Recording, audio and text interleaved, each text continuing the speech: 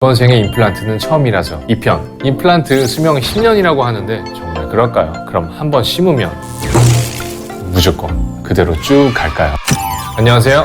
덴티비 덴티스트 서시원입니다. 여러분의 구강이 더 베러드날 수 있도록 구석구석 시원하게 닦아드리는 덴티비. 이번 생에 임플란트는 처음이라서 두 번째 편. 혹시 덴티비 임플란트 실생활 편 안 보신 분들은 그거 먼저 보시면 임플란트가 좀 더 친근하게 느껴지실 거예요. 그리고 여러분, 임플란트 수명이 10년이라고 하는데 정말 그럴까요? 그럼 한번 심으면 무조건 그대로 쭉 갈까요? 이것에 대한 진실은 잠시 후 알려드릴게요. 이번 생에 임플란트는 처음이라서 2편 지금부터 귀 기울이고 들어보세요.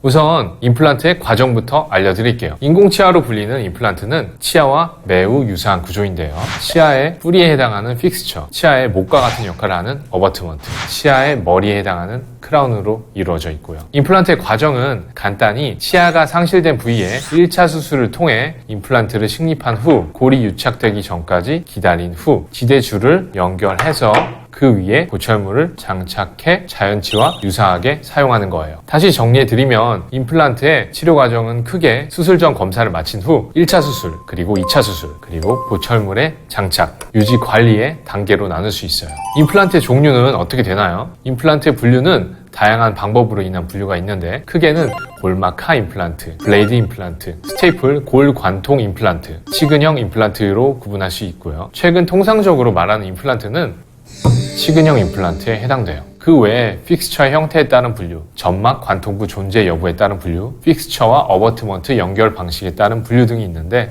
이건 다른 편에서 다루도록 할게요. 임플란트를 시술 전에 잇몸뼈를 보강하는 뼈이식은 무엇인가요? 꼭 해야 하는 건가요? 임플란트 수술 시에 뼈이식은 잇몸뼈가 부족한 부분을 뼈이식 제로를 통해 골 생성을 유도시키는 치료술을 의미해요. 인체 뼈가 손실된 부분을 스스로 재건하는 것에는 양쪽으로 한계가 있고 대부분의 경우엔 보조적인 도움을 필요로 해요. 이때 생체 재생 제로를 사용해서 인체가 손실된 뼈 조직을 생성하는 것을 유도하는 데 도움을 줄 수 있어요. 염증이나 치조골의 흡수로 인해 임플란트를 식립할 만큼의 뼈가 충분하지 않을 경우는 부족한 부분을 사람의 뼈와 비슷한 특성을 가진 뼈 이식제로 이식을 해야 하는데요. 뼈 이식 수술에서 사용되는 뼈 이식제는 수술에 부족한 뼈를 충전해줄 뿐만 아니라 새로운 뼈의 형성을 유도하는 중요한 역할을 하기 때문에 보다 건강하고 오랫동안 치아를 사용할 수 있도록 도와줘요. 뼈 이식술은 건축의 기초 공사와 같은 거라서 임플란트가 튼튼하게 자리 잡을 수 있도록 기반을 마련해 주는 거니까 우리 두려워하지 말고 더 건강한 치아를 위해 상담 후 치료받도록 해요. 임플란트는 한 번에 치아를 심는 건가요? 아니면 몸만 박은 채로 시간을 두고 치아를 심는 건가요? 임플란트는 아까 말했듯이 픽스처와 어버트먼트, 크라운 이 세 가지 요소로 구성이 되는데요. 1차 수술에서는 임플란트 픽스처를 뼈에 심게 되는데 이 픽스처와 뼈가 유착이 되는 시간이 필요해요. 그래서 시간을 두고 골 유착이 진행되고 나면 그 위에 어버트먼트와 크라운을 올리게 되는 거예요. 여러분, 건강한 치아를 만들기 위해서는 인내의 시간이 필요하다는 거 잊지 마세요. 여러분이 그동안 잘못 알고 계셨던 임플란트의 수명 지금 알려드릴게요. 임플란트의 수명은 어떻게 되나요? 한 번 심으면 무조건 그대로 쭉 가는 거 아닌가요? 성공적으로 심어진 임플란트의 수명은 대략 10년 이상이라고 알려져 있는데요. 이걸 단정적으로 말하기는 어려워요. 임플란트는 자연치와 비슷하기 때문에 관리를 소홀히 하는 경우엔 임플란트 주위에도 잇몸의 염증, 즉 임플란트 주위염이 발생해서 조기에 임플란트를 제거해야 되는 경우가 발생할 수 있거든요. 또한 이갈이 등 악습관이 존재하는 경우에도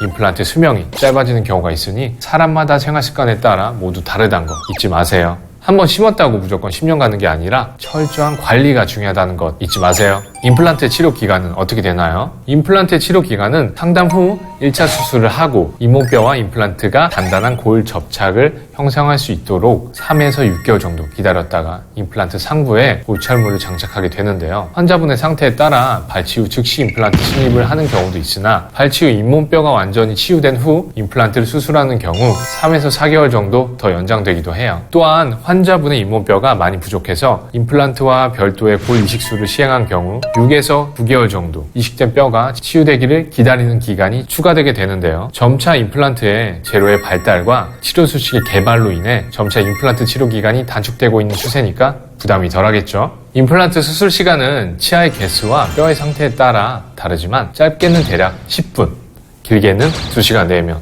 가능하고요. 임플란트 식립 후 잇몸뼈와 유착될 때까지 기다리는 시간은 상악의 경우 대략 6개월, 하악은 대략 3개월을 기다린 뒤 인공치아 보철물을 장착하게 돼요. 기술의 발달로 기간이 짧아지고 있는 추세지만 만약 잇몸에 염증이 있다거나 잇몸뼈가 부족하거나 혹은 없는 경우 등의 임플란트 수술 조건이 안 갖춰진 상태라면 먼저 치료를 한 후 수술을 진행하기 때문에 회복 기간은 더 길어질 수 있어요. 여기서 꿀팁! 수술 후 1년은 완전한 성공 여부를 결정하는 중요한 시기니까요. 3개월에서 6개월에 한 번씩 치과에서 임플란트 검사와 구강 검진을 받으셔야 하고요. 이 기간 동안 관리가 임플란트의 수명을 만드는 거니까 꼭 잊지 마세요. 여러분, 임플란트는 시간이 만들어내는 인내 시간이 필요한 치료니까 우리 건강한 치아를 위해서 꾹 참고 기다려요. 할 수 있죠? 여러분, 임플란트 처음이라고 두려워하지 마세요. 제가 있잖아요.